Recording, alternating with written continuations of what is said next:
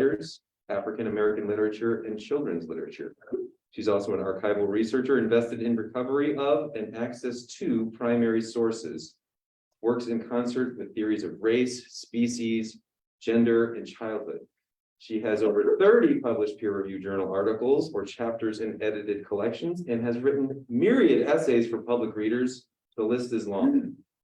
And she's also co-editor of the book Against a Sharp White Background and author of the book Relative Races, Genealogies of Interracial Kinship in 19th Century America. Please, we're in a library. Please check those titles out. And of course, when not publishing prodigiously, Dr. Fielder is discussing culture and history and scholarship in public presentations like this one, doing podcasts and teaching courses in US literature and culture. And she's even currently working on a book about human-animal relationships in the long 19th century, showing how childhood becomes a key site for both humanization and racialization. So after this presentation, not now, after, go check out Brigitte's website, and you can see so much more about Dr. Fielder and all the works in progress that she has going on as well. So please do that. It's a fabulous read. So it is a distinct honor to host Dr. Fielder for today's presentation entitled I'll Fly Away, Audubon, Freedom and Flight. So please join me in welcoming Dr. Fielder.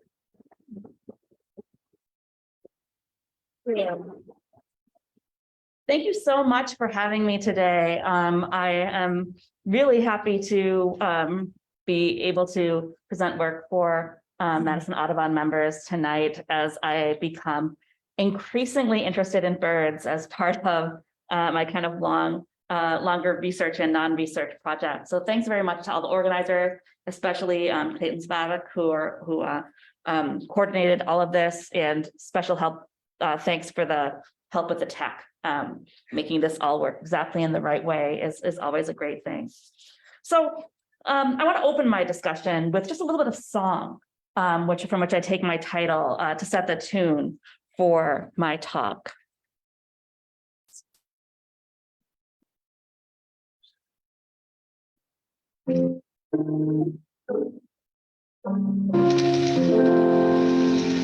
Sunday morning, when the light is on, I'll fly away, I'll fly away to their home on a celestial shore. I'll fly away, I'll fly away, yeah, brother, I'll fly away, I'll fly away, I'll fly away, I'll fly away. When I die, hallelujah, bye-bye, I'll fly away, I'll fly away, and I'll fly away with love. Okay, let me see if that's a thing. Oops, I don't know how I can get rid of this. It's not letting me click it. It's evasive.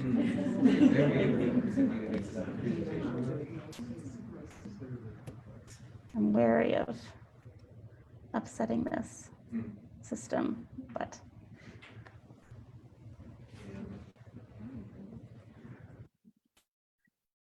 all right, friends, we're being live streamed. We're good. Okay, so I'll return to this song later. I'll fly away. But this evening, I wanted to set the tone, and I want to draw together several historical threads that I think will help us to understand the coupling of Black people and birds in US literature and culture. So I'm writing a book about human-animal relationships in the long 19th century called Animal Humanism, Race, Species, and the Child in the Long 19th Century. And here I'm discussing poems, novels, personal narratives, travel books, images, texts intended for children and those for adults, things that weren't only read by white audiences, importantly, to think about these relationships. And so when we think about human-animal relationships during this period, alongside race, this period of transatlantic slavery, of imperialism, of the various forms of cultural and political and scientific racism that justified these violences, we often think about racist comparisons of human and non-human animals. But these were not the only human-animal relationships that were present or available during this time. And so what I'll present comes from the final chapter of my project, in which a particular kind of human-animal relationship intertwines with Black resistance to racism. And so I'll be reading about the coupling of Blackness and birds today. In the last stanza of Paul Laurence Dunbar's 1899 poem, Sympathy, we hear a bird singing not out of joy or freedom, but sorrow at its own captivity. I know why the caged bird sings, ah me, when his wing is bruised and his bosom sore, when he beats his bars and he would be free. It is not a carol of joy or glee, but a prayer he sends from his heart's deep core, but a plea that upward to heaven he flings. I know why the caged bird sings. And Dunbar knows why the caged bird sings in part because of connections between the enslavement of Black people and the captivity of animals that were so prominent in 19th century culture. You might be familiar with Dunbar's poem through the repetition of this line, even if you don't know the poem itself. The lauded poet Maya Angelou would refer to Dunbar in the title of her 1969 autobiography, I Know Why the Caged Bird Sings, and comparisons of birds and Black people hinged on discussions of relative freedom, opening avenues for human-animal comparison and human-animal relations that weren't only dependent upon racist comparisons or dehumanization. So to make sense of the kind of thing that Dunbar's poem is doing, I want to turn to some examples of analogies between birds and enslaved people that appear in anti-slavery children's literature of the mid-19th century. Then I'll turn to some of the writings of James Audubon, where discussions of birds and Black people appear in tandem with one another. And I'll look to Audubon's work as a way of thinking about how stories about animals and stories about non-white people converge in the early American imagination. I'll then take us to read the racial resonance of birds in the historical context of another analogy, in the flying African folk story of African American literature. And reading human-animal relations between birds and Black people in these contexts, I want to show how we can better understand conversations about Black people's relationship to birds in our own present context. So as icons of and metaphors for freedom, birds appeared in writing about slavery. Because birds were viewed as symbols of freedom, arguments that they shouldn't be kept in cages abounded in discussions of pet keeping. And these arguments were sometimes coupled with anti-slavery arguments. For example, in stories about children who decide to free birds from cages. John Neal's 1842 story, The Instincts of Childhood, is one example of this, in which a young girl named Margaret turns her father's instruction about bird keeping into an anti-slavery argument, chastising her for keeping a nuclear family of birds in separate cages. Her father tells Margaret that, quote, these birds may want their father to help feed them. The poor mother may want him to help take care of them or to sing to her. And to separate them just now, oh goodness, I'm sorry. How would you like to have me carried off and put into another house, leaving nobody at home but your mother to watch over you and the rest of my little birds? So as Margaret tries to care for the birds herself, she notices that they remain unhappy, and he continues, may it not be the very things you speak of, things which you think ought to make them happy, that are the cause of all the trouble you see? The father and the mother are separated. How can they teach their young to fly in that cage? How teach them to provide for themselves? And so Margaret eventually frees the birds. But then when she applies her father's logic to a Black enslaved woman who her parents have separated from her husband, her father shows that the analogy he's making between bird and human families does not extend to Black people. After listening to her parents' discussion, Margaret looks at the cage and her father tells her that she doesn't understand adult matters. Suppose I were silly enough to open my doors and turn this poor thing adrift with her child at her breast. What would become of her? Who would take care of her? Who would feed her? He asks, referring to this Black woman. And Margaret replies, who feeds the young ravens, father? Who takes care of all the white mothers and all the white babies we see? And then, how can they teach their little ones to fly in a cage? And how teach their young to provide for themselves? She asks. Margaret's uncomfortable father ignores her as the story closes, kind of sending her off to bed, but Neil's young readers are meant to understand her childlike wisdom. Putting aside Margaret's useful analogy, her father argues that although birds should be free, Black people should not.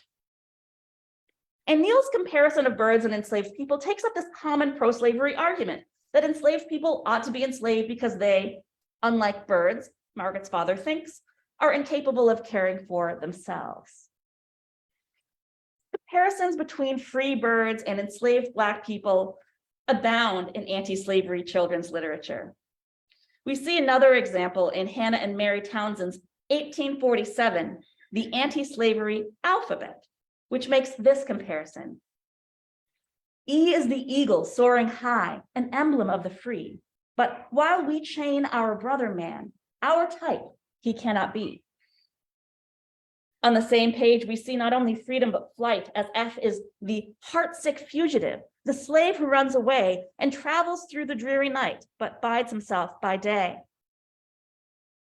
Similarly, in Eliza Lee Cabot's Fallen's poem, The Little Slave's Wish, from her 1846 Hymns, Songs, and Fables for Young People, an enslaved child makes a similar comparison, saying, I wish I were that little bird up in the bright blue sky that sings and flies just where he will, and no one asks him why. This sentiment of wishing for bird-like freedom extends to later contexts and will appear in places like Polly Greenberg's 1968 picture book, Oh Lord, I Wish I Was a Buzzard, a story of children's labor originally told by Gladys Henton of Greenville, Mississippi, and recorded by the Child Development Group of Mississippi's efforts to create literature explicitly for rural Black children. And I'll come back to African-American children's literature from later periods a little bit more later. So birds ought to be free because their very natures will this freedom, these texts argue. And similar arguments about Black people appear throughout anti-slavery writing. The quality of flight is often presented as evidence of birds' inherent unfitness for captivity. That is, why humans ought not to keep these animals encaged. Animal welfare advocates of the mid to late 19th century will similarly declare certain animals, like birds and maybe squirrels, as inappropriate as pets, but other animals, like dogs and cats, suited for forms of domestic captivity. Much is the same with discussions of human freedom. And comparing Black people to birds becomes an alternative here for comparing them to different kinds of animals, like mules or horses, who can be made to work, or to dogs who are supposedly loyal pet companions for which loving masters were stewards. This anti-slavery comparison was dependent upon human-animal relationships that we see read in racialized ways. In both this white anti-slavery context and in Dunbar's poem with which I began, we see a racialized resonance of birds as either free or caged. Different connections between birds and slavery appear in one of the most iconic studies of birds, John James Audubon's 1831 ornithological biography for his the companion piece for his illustrated Birds of America. I'm sure you're familiar with this. Audubon's writing gives not only his descriptions of the birds that he represents, but also account for the field work that he is involved in as he collects birds, showing what Christopher Iannini calls the, quote, rich interplay between ethnology and ornithology in Audubon's work. Recognizing Audubon's self-racialization as an inherent part of this ornithological work, which I'll get back to, Audubon is both a subject and object of the ethnological gaze, Iannini writes, a taxonomist of racial multiplicity and the living embodiment of it. In short, Audubon has to make himself into a white man in order to become the Birdman. In his stories about capturing and killing birds, his narratives also include human captivity and violence via enslavement. The ornithological narrative is an apt place for reflecting on early 19th century discussions of slavery because of the symbolic resonance of freedom that birds carry, both in natural history and in anti-slavery writing. So as you may know, among other things, Audubon was a Kentucky enslaver. And in one episode of the ornithological biography, The Runaway, he makes his pro-slavery position apparent. Audubon's description of the birds of America, he writes, are, quote, interspersed with delineations of American scenery and manners. And The Runaway is one of many episodes that recount his travel and collection of the birds that he represents. Now, this story, like many of Audubon's stories, is highly suspect, but I'm interested in not in its veracity, but in the literary qualities of this. So while hunting wood ibises in Louisiana swamps, Audubon encounters a Black man who has illegally emancipated himself and his family from slavery. This man, who Audubon never names in the story, carries Audubon's bag of dead birds to his own home, and he and his family dry Audubon's clothes, feed him and his dog Plato, and shelter him for the night. Audubon writes that he, quote, perceived in them a strong desire to make me their confidant and friend. Ultimately, Audubon frames himself as these people's benefactor, believing that, quote, one and all seemed to regard me as one sent by Providence to relieve them of all their troubles. Seemingly oblivious to the myriad of reasons people attempted to escape slavery, and perhaps willfully so, Audubon asks this man, why? You have left your quarters where certainly you must have fared better than in these unwholesome swamps. And this man tells a common story, explaining that he and his family have been sold away from one another. His wife sent more than 100 miles away, and their 3 children dispersed to different places, apart from both one another and their parents. This man has escaped and freed his wife and children in succession. And with help from the local enslaved community, they had obtained the means to settle in the swamp and provide for themselves additionally, but now they have difficulty finding enough game for food. The couple, again, rather inexplicably, I am skeptical of many parts of Audubon's story, asks Audubon for help. He writes, good master, for God's sake, do something for us and our children, they sobbed forth with one accord.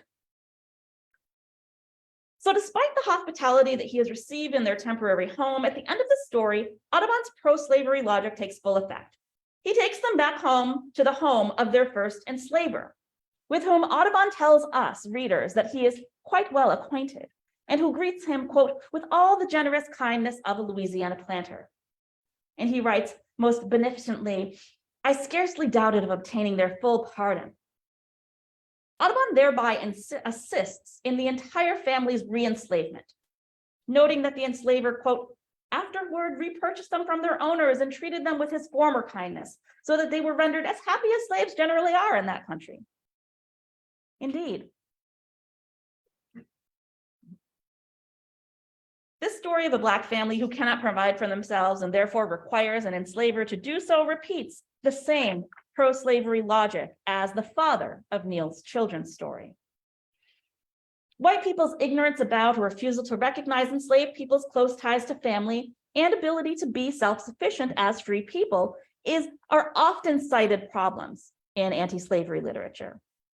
And abolitionist arguments would respond to this pro-slavery rhetoric by exposing the myth of the kind master, suggesting that the fact of enslavement, rather than its conditions, are actually what makes the practice immoral.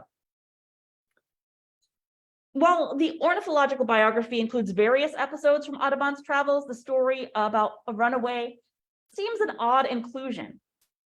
This is not really a story about birds, although it's a story about bird hunting and perhaps racialized labor of bird collection. Neil's telling of the familiar story about enslaved families' separation through the story of caged birds shows us how birds operate in antebellum discourses of captivity and freedom, like stories like Audubon's. And while Neil's birds' association with captivity and freedom are used to an anti-slavery purpose that will be perceptible to his child audience, Audubon's book contains a discussion of race-based human slavery as rather mundane. And The Runaway is just one instance. Interestingly, Audubon's chapter on the golden eagle is another. Before giving his description of this bird, Audubon discusses the events of obtaining and killing one such specimen. Rather than capturing this bird in the wild, as he does thousands of others, he purchases this one from an acquaintance. Already a commodity, the bird stands out from many of the others that Audubon describes. We never see it in a state of freedom, but only here caged. Now, Audubon takes up associations between birds and freedom, alongside the particular problem of his own practices of collection and preservation. And here he writes, "At times, I was half inclined to restore him to his freedom, that he might return to his native mountains. Nay, I several times thought how pleasing it would be to see him spread out his broad wings and sail away through the rocks of his wild haunts.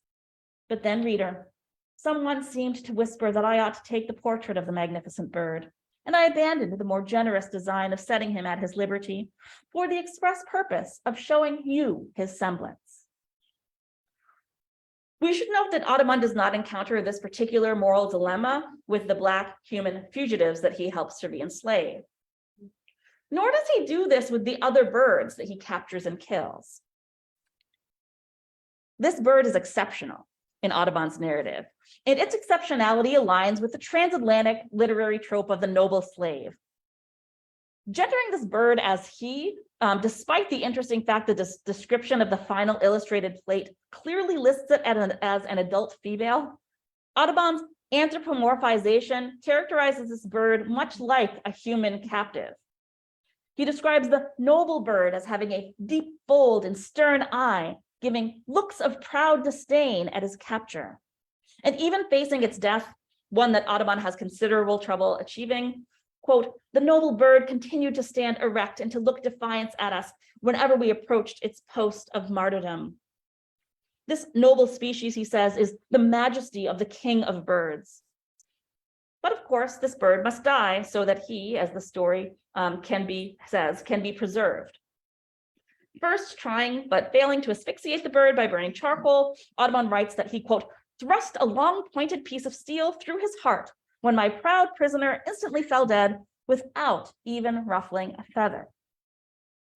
Now, this chapter is difficult to read, particularly because of the bird's humanization, a humanization that also reads as racialized within the larger history of transatlantic slavery. Audubon's references to slavery are reinforced by his larger project of crafting his own public persona as an authoritative bird taxonomer, a project that includes racializing himself as white. As Gregory Noble shows in his 2017 biography, which you've not already read it, is really great. Audubon's project of self-fashioning depended largely upon making himself into the kind of person who could become a successful and iconic authority on birds in 19th century United States. This fashioning was decidedly racialized. Born under circumstances that Audubon himself either could not or would not relate consistently, the autobiographical narrative that he would eventually write conformed more closely to available literary genres than the historical record. As many of you well know, Audubon was born in the French colony of Saint-Domingue, née Jean-Jacques Audubon. He also had mixed-race half-sisters, at least one of whom passed for white by becoming associating with the white mother that Audubon himself claimed, rather than the mixed-race Black woman that Audubon père had abandoned in Saint-Domingue. Audubon became American not by birth, but by adopting the nation as its own in acts of careful self-crafting that legitimized his position as a white person, and thereby strengthened his opportunities in a white supremacist nation and the perceived value of his work worldwide. Audubon not only embraced white identity, but also white supremacy. He openly expressed anti-Black racism in various ways, held Black people enslaved, and expressed pro-slavery sentiments even in his ornithological biography. Audubon's participation in the scientific work of bird classification and illustration helped to solidify his place in white America. And the scientific discourse with which he participated fed into larger systems of white supremacist human-animal hierarchies. The most important prerequisite that allowed Audubon to become the century's foremost taxonomer and illustrator of birds was being a white man. And I'll turn now from Audubon's employment of race in his bird taxonomies back again to the resonances of birds and freedom. We also see connection between birds and Black people and African American folklore. The Flying African folk story presents a fantastical instance of human-animal resemblance. Though often discussed as a kind of metaphorical likeness, as in the stories about birds and enslaved people that I discussed before, I want to consider this mythic Black embodiment of birds in freedom and flight a little bit differently. If we look to the racialized resonances of flight beyond white sources, we might better understand these human-animal relations, resemblances, and resonances within this larger context of human and animal captivity. Flying African folk tales were passed down by family members over the course of the 19th century and later recorded by American folklorists in various collections. These are just a few examples. Different versions of this story would be retold and reimagined in African American poetry, art, and literature for both children and adults throughout the 20th century and into the 21st. Children's literature remains one of the most prominent places for this folk tales circulation. And I'll come back to children's literature a little bit later. This story is believed to have its roots in the event of the Igbo or Igbo slave rebellion in St. Simons Island in Glenn County, Georgia.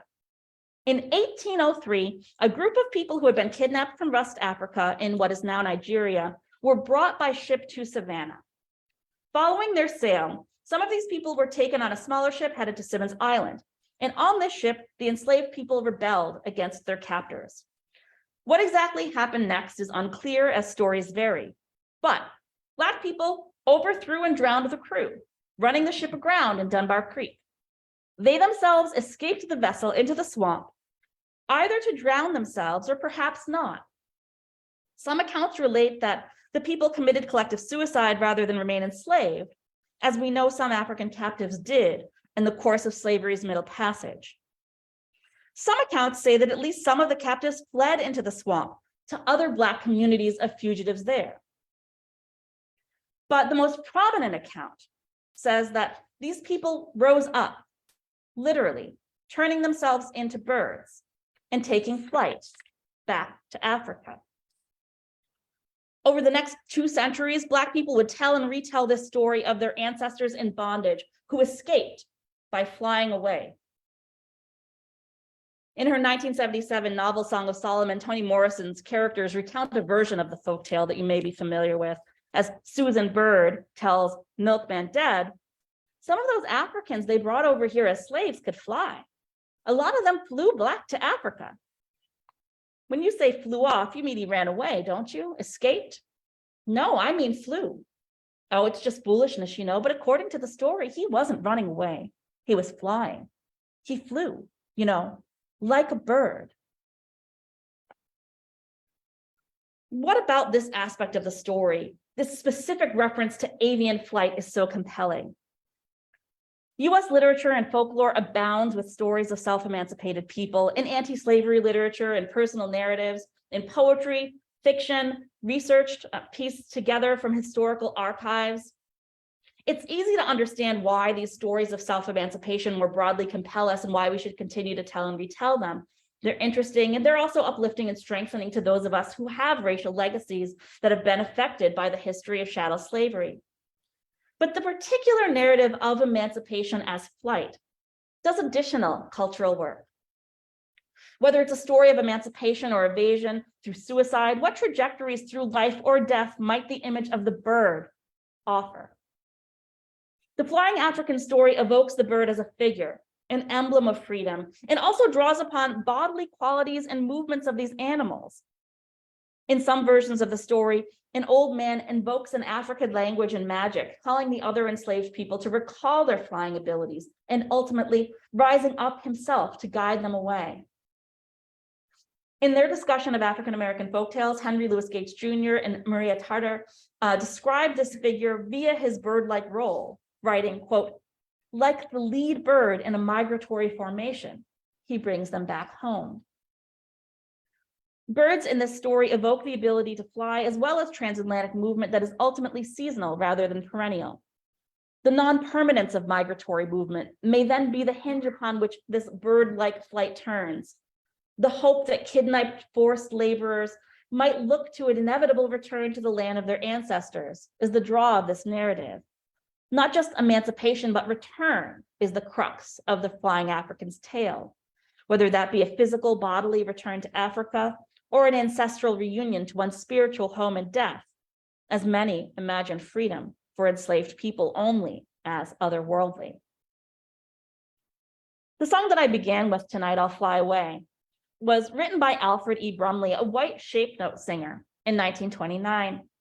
And the recording that I played was by the Salah Jubilee Singers, a Black gospel quartet who performed during the 1930s and 40s.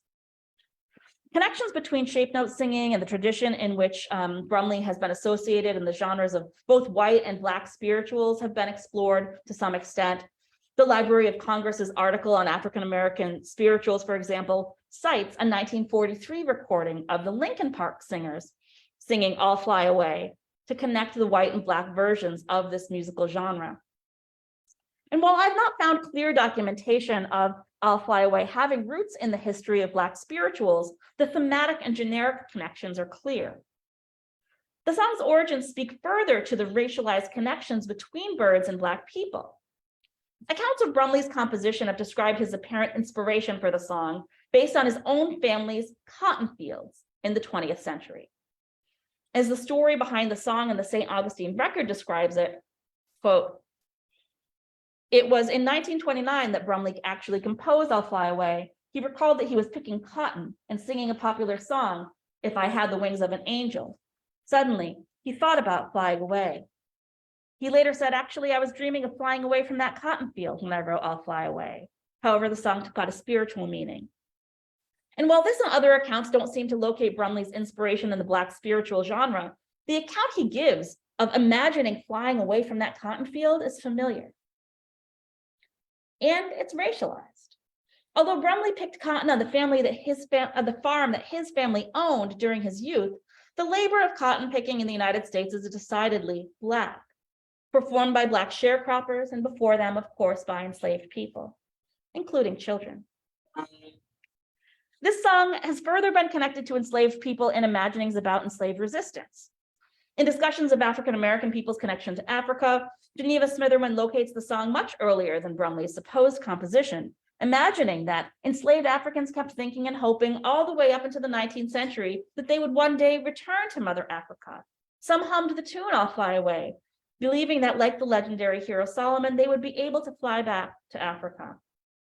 And other popular culture accounts credit Black musical traditions with the song in a kind of matter-of-fact way that is not accompanied by the kinds of citation that oral and oral traditions often can't produce. One hardly needs to stretch the imagination to picture, instead of Brumley, an enslaved cotton picker, pausing to contemplate flight. This ease of re-racialization is what makes the suggestion that Brumley may have adapted or borrowed or lifted some portion of this song's history from the Black spiritual tradition so believable. And this history of complexly intersecting influences between white and Black music, the accompanying history of white appropriation of Black musical or other art forms can't be put aside. Like Audubon, Brumley is a figure whose whiteness is ancillary to these images of flight that also evoke racialized human-animal connections. But regardless of this song's origins, later Black uses of I'll Fly Away seem appropriate precisely because of the underlying connections between Blackness and birds in the kinds of racialized stories about flight and captivity that I've talked about here. One might trace this song forward through the history of its uses in African-American music, particularly in gospel recordings.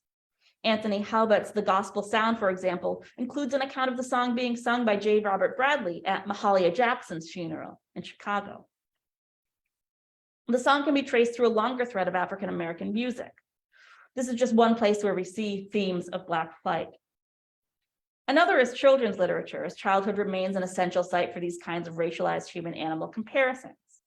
And Black people have coupled human and animal imagery in their imagining of Black beauty, and particularly the beauty of Black childhood.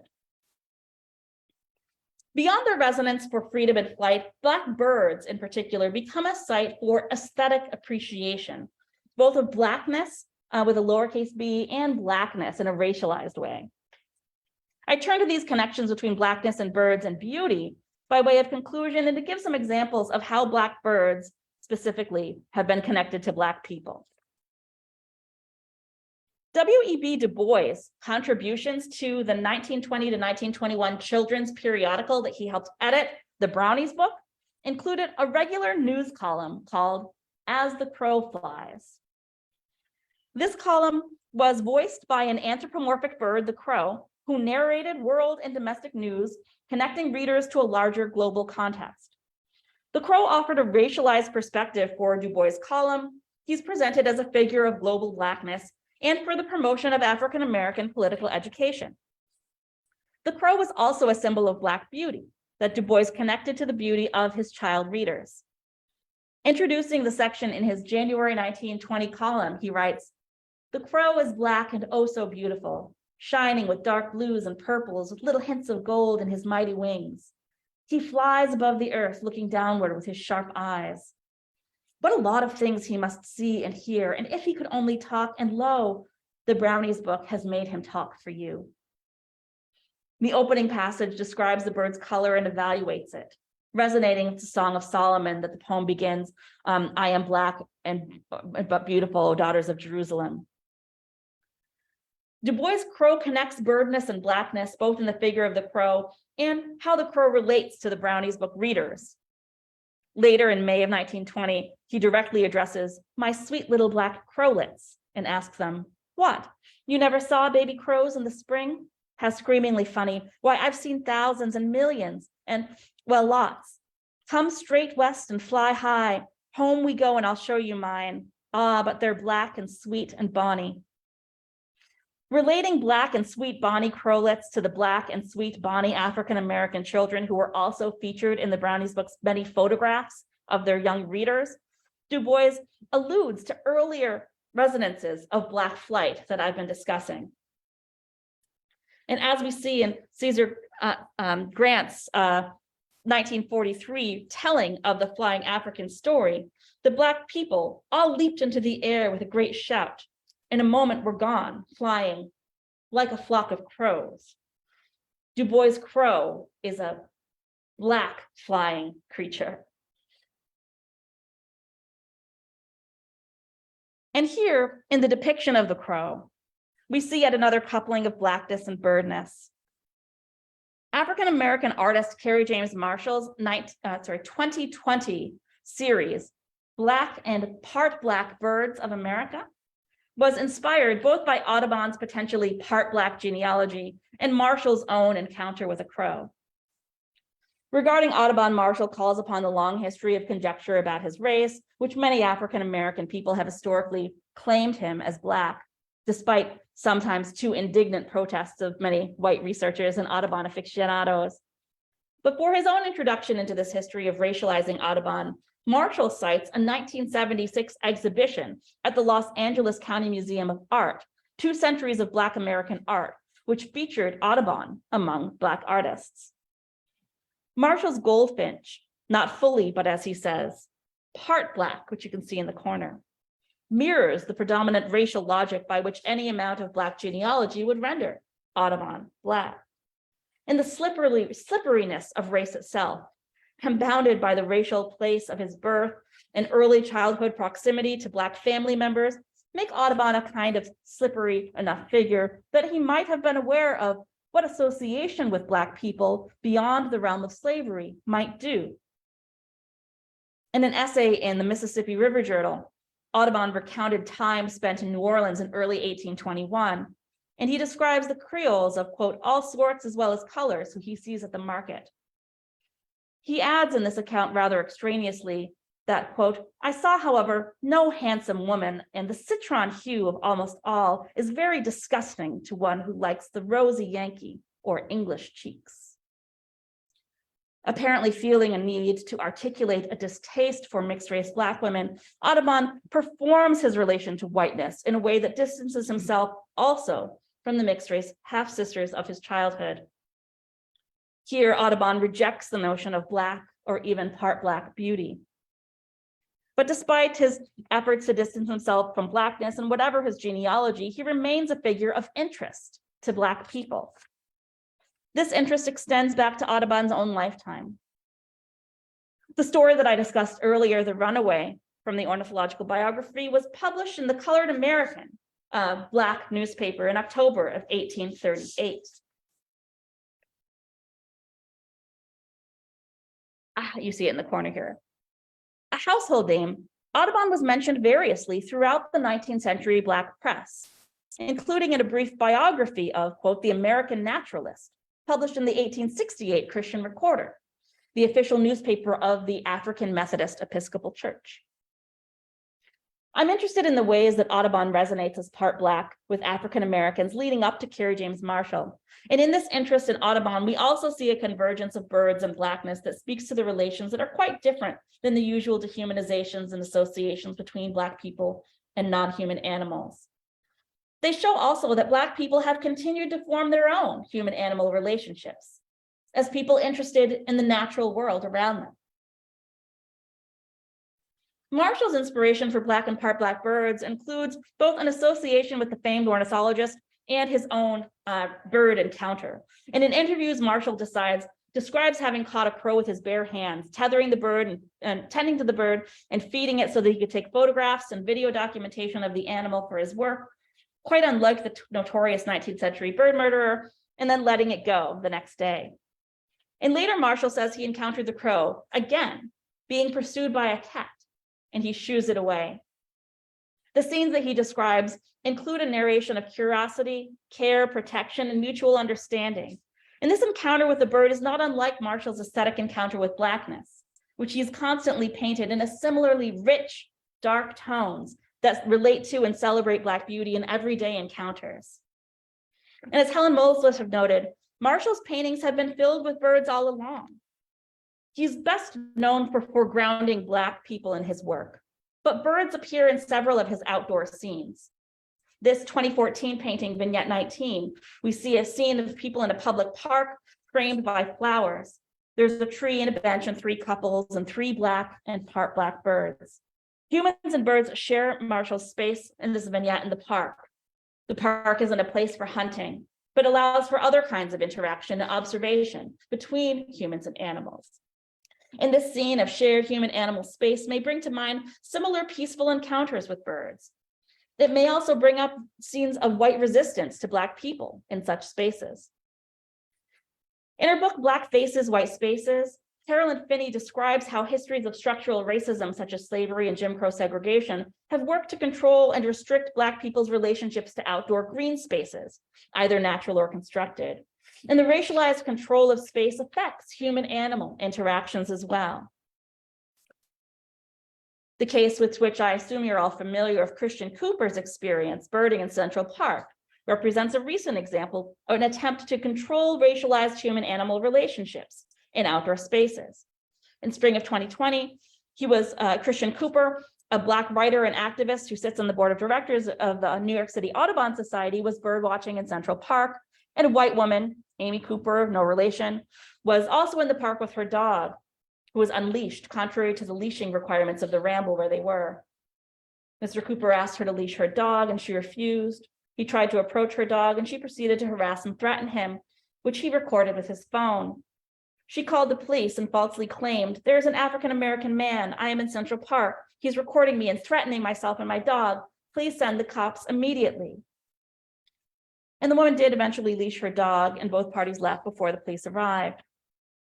Cooper's spoken out about the event, and countless people have observed its relevance within larger contexts in which a litany of Black people have been murdered by US police. And he's now, of course, better known in his own right. His television series, Extraordinary Birder, will premiere on the National Geographic Channel in 2023. He's also long worked as a writer and editor of comics, and he revisits this racialized human-animal encounter in a recent project. His 2020 comic, It's a Bird, illustrated by Thea Martinez, Mark Morales, Amelia Lopez, and Rob Clark Jr., the first in DC's Represent Digital series. And It's a Bird represents a young Black man, Jules, who is a birder, who is similarly harassed by a white woman in the park. Jules also has magic binoculars, through which he sees both birds and images of Black people who have been murdered by the police. This image from the comic represents the 1999 murder of Amadou Diallo, an unarmed 23-year-old man who was shot by 4 New York City police officers, none of whom were found guilty at trial. Cooper's attention to the broader context of Black people, profiled in outdoor spaces like Central Park and murdered by police, frames the context in which Black birders' human-animal encounters can be disrupted by white people who claim sole control of outdoor spaces for human-animal interaction. Cooper, of course, helped to launch Black Birders Week in 2020, which begins as a series of virtual events that drew attention to Black birders in STEM fields. I'm sure you're familiar with some subsequent years of some of these events.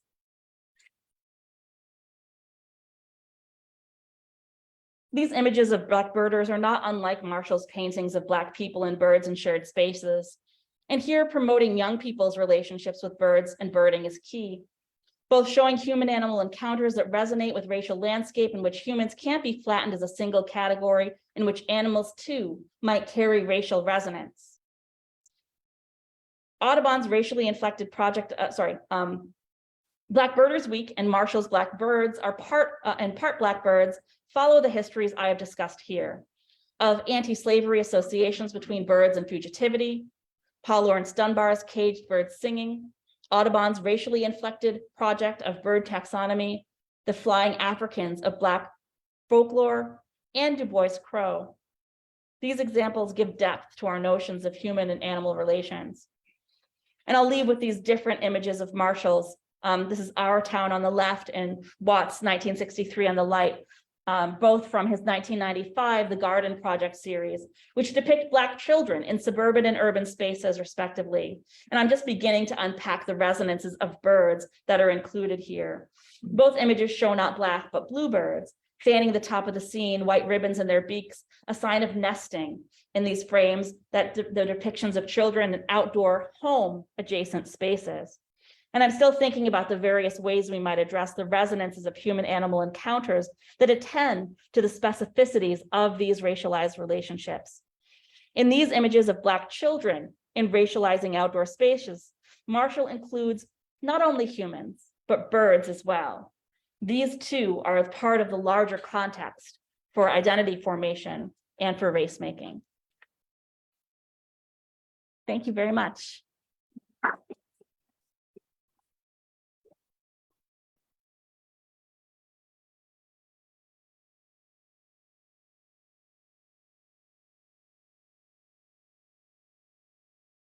I'm happy to answer any questions that folks might have.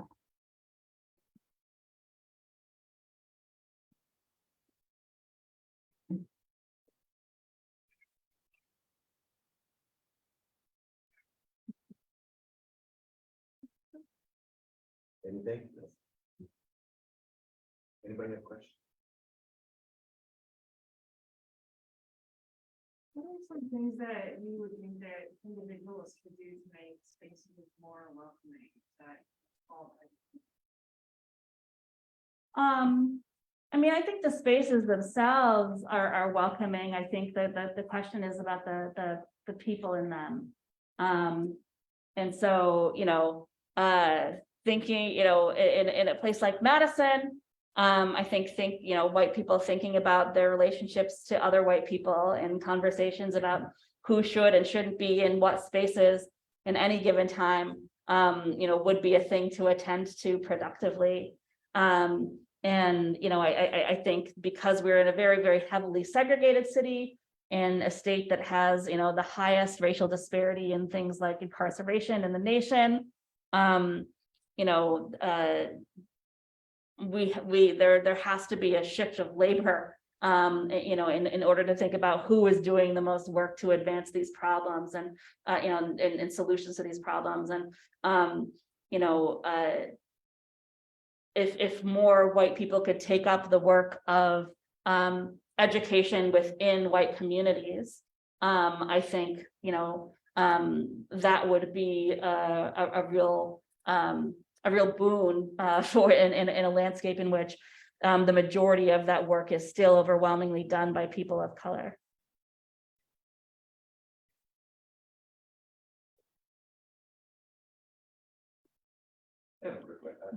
I'm really fascinated by, I'm sort of the scientist by training.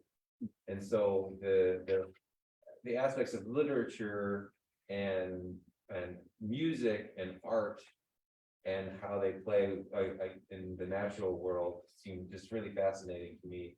And I'm wondering if you could comment about, how that world can be shared by multiple cultures can be a bridge to better understanding and conservation, and more inclusion in conservation, more equity in conservation.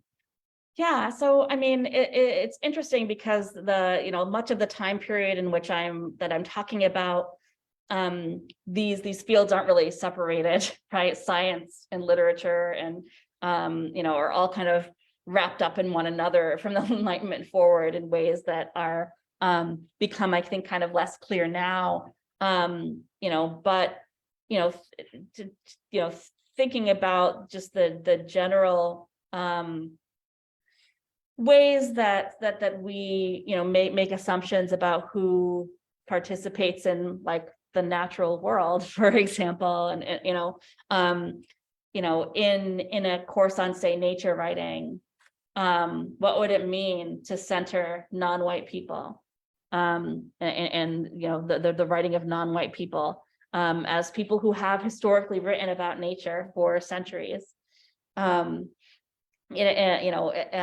Thinking about our defaults, when we do something, like this, whether we're like crafting a syllabus for a course, whether we're picking out books, for children, a really great genre of children's literature, somebody who works on contemporary children's literature as well as historical children's literature, is literature about science and scientists. And so I've been paying a lot of attention to children's books about Black scientists, both historical and present, and thinking about, what it would mean for young people in the 21st century to have an understanding of the history of science that was not an exclusively white or an exclusively male, if we're being honest, history. Because overwhelmingly, that's the kind of history that we're giving to our young people. And so, this is why I think childhood becomes such an important site for things like race formation and also the formation of human-animal relationships, how and who we think should relate to the natural world, are often happening in tandem with one another in these very formative moments. And this is why I think children's literature continues to be a site for these kinds of conversations in the present. Also, I want to recommend a book, Sparrow Envy, Field Guide to Birds and Lesser Beasts by J. Rue Lanham. It's a recent MacArthur Genius winner. This is a collection of poetry. If you're familiar with them, you might be familiar with a memoir. But this just came out in like 2021, and it's the thing that I'm working on next as I write about this project, as he's speaking to, commenting on Audubon, commenting upon Black and part Black birds in a number of different ways. It's really a delightful volume. Would you say the name again, please? Sparrow Envy, J. Rue Lanham, Lanham. Thank you. What was that first connection that you saw between Blackness and birds? It seems like one of those things that now that you're saying it, you see it everywhere, but I wonder what sparked it for you. Yeah, that's how they get you. It's once I'm now in the middle of this Audubon-esque collection of birds in my world that are overflowing beyond this chapter of this project and spilling out into lots of different reasons. Some of what I saw, or some of the earliest work that I did was on anti-slavery children's literature here. And I was familiar with Dunbar's poem because it's a pretty canonical, Parlance Dunbar's pretty canonical author, and everybody knows I Know Why the Caged Bird Sings as the title of Angelou's work. And so this is kind of in the background, but as a primarily a researcher in 19th century literary studies, reading anti-slavery children's literature, a huge genre of anti-slavery literature is written for children. From like the 30s through the 50s, the 1830s through the 1850s. There's just a lot of birds, Interestingly, a lot of white anti-slavery activists after emancipation shift into doing animal welfare work, but not racial justice work. And there's a really clear connection between anti-slavery activism and animal justice activism, which then leads into child welfare activism kind of later, because there's laws about animals before there's laws about children in like the United States. And seeing those connections is really striking. Especially for writers like Harriet Beecher Stowe, who wrote the most famous anti-slavery novel of the century, Uncle Tom's Cabin, doesn't really care about racial justice after the war, but she writes children's literature about dogs and stuff. And you see a lot of that kind of writing in pamphlets and other like children's periodicals and stuff. But once you start looking for birds, there are birds everywhere, and everybody sends you bird stuff. And it really was only a matter of time before the patterns started to become pretty clear. I apologize if this is me misremembering, but I remember hearing that Harriet Tubman used certain bird calls to help guide people and indicate when it was safe for them to come out. And I was wondering if much has been written about that and about the knowledge of one's natural environment was in some ways a pathway to safety for people. Yes, yeah. So this is something that's been written about a little bit, especially in popular contexts, like using, I think, owl calls, especially to communicate across distance with other people. There's also an interesting, and his name is slipping my mind because I've cut him out of this version of this, a Canadian ornithologist who was an Underground Railroad associate who used his ornithology as an excuse to be in the American South, and in those outdoor spaces communicated with enslaved people about guidance to Underground Railroad networks.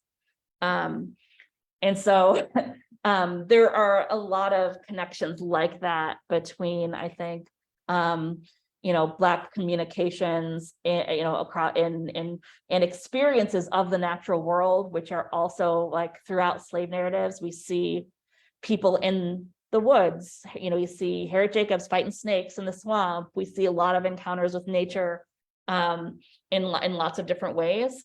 And I think not enough attention is paid to Black people in natural spaces, even though historically they are always in these natural spaces. We always, we see this kind of throughout. And so this like construction of the natural world as a space for white consumption doesn't align with the historical record in a lot of ways. And if you actually read Black writing from, like the 18th and the 19th century, you can collect lots of different examples of this.